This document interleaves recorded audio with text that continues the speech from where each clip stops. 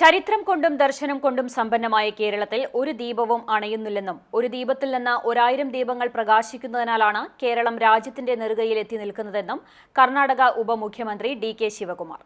മുൻ MLA. PT. Mohanakrishnan അനുസ്മരണവും award വിതരണവും നിർവഹിച്ച് സംസാരിക്കുകയായിരുന്നു അദ്ദേഹം. Gratitude and gratitude is a little thing, but it makes a lot of difference. Gratitude can turn into a meal, into a feast, where a house into a home and a stranger to a friend.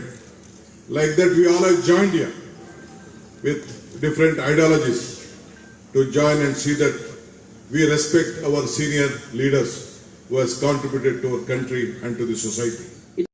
നാടിന് മുതൽക്കൂട്ടായ മുൻഗാമികളെ അനുസരിക്കുന്നത് കേരളീയരുടെ നന്മ നിറഞ്ഞ മനസ്സിന്റെ ഉദാത്ത മാതൃകയാണെന്ന് DK. Shivakumar അഭിപ്രായപ്പെട്ടു. MP. Doctor Abdul Samad സമദാനിയാണ് ഉപമുഖ്യമന്ത്രിയുടെ പ്രഭാഷണം തർജ്ജമ ചെയ്തത്. വെള്ളിയാഴ്ച വൈകിട്ട് 4 മണിക്ക് എരമംഗലം കിളിയിൽ പ്ലാസയിൽ നടന്ന അനുസ്മരണ യോഗത്തിൽ വി.എം. സുധീരൻ അധ്യക്ഷത വഹിച്ചു. പി.ടി. മോഹനകൃഷ്ണൻ അവാർഡ് പാണക്കാട് സാദിഖ് അലി ശിഹാബ് തങ്ങൾ ഏറ്റുവാങ്ങി.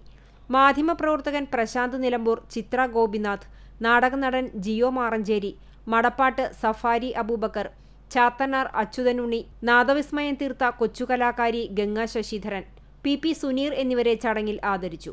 എം.പിമാരായ എം.കെ. രാഘവൻ, പി.പി. സുനീർ, എം.എൽ.എമാരായ Ramesh Chennithala, P K. Kunhalikutty, P. Nandakumar, Malappuram DCC. President V S. Joy, കവി ആലങ്കോട് ലീലാകൃഷ്ണൻ, പി.ടി. അജയ് മോഹൻ തുടങ്ങിയവർ പങ്കെടുത്തു.